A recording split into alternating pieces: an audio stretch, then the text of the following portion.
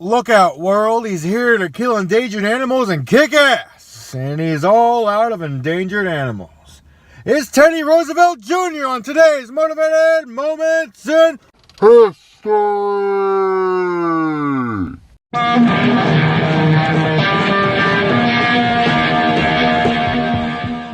Theodore Roosevelt Jr. was born in 1887 in Cove Neck, New York. He is the son of the famous Medal of Honor recipient and U.S. President Teddy Roosevelt Sr. Despite being the son of some famous political dude, he was raised to hunt, fight, and do all sorts of man shit. His dad made sure that his sons had some type of military training because he'd be damned if one of his kids did not know how to slay some motherfucking bodies. Teddy was smart, like real smart. He attended some rich kid private schools and graduated from Harvard in 1909.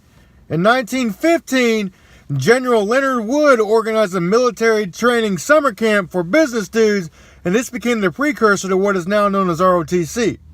Well, Teddy went to this camp and he rocked that shit.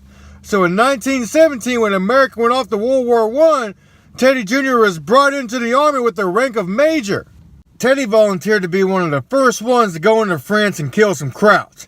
His request was granted and he was given a battalion.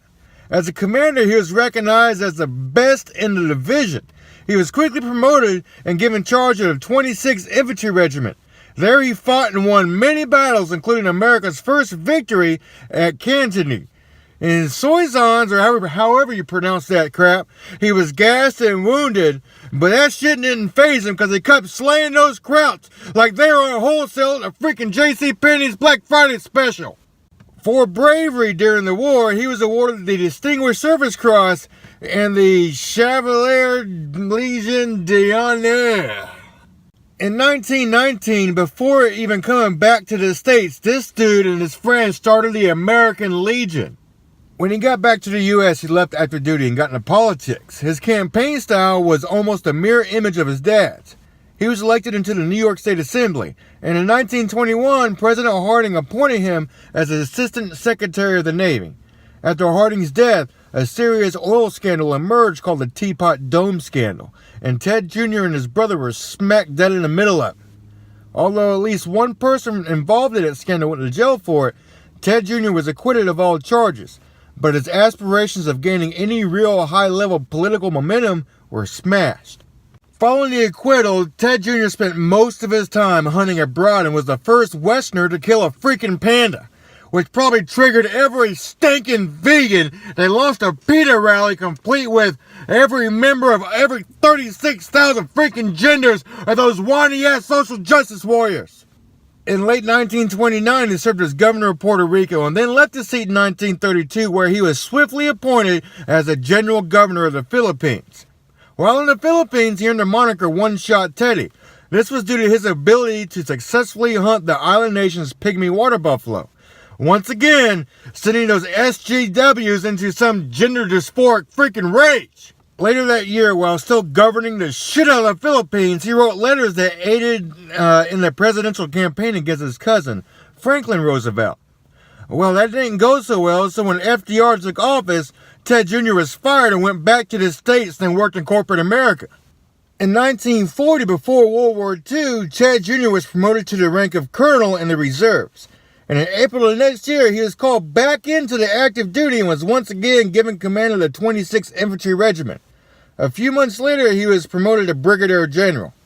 He led his regiment in the attack in Oran, Algeria, and served as the assistant division commander of the 1st ID under his friend Major General Terry Allen during the Africa campaign.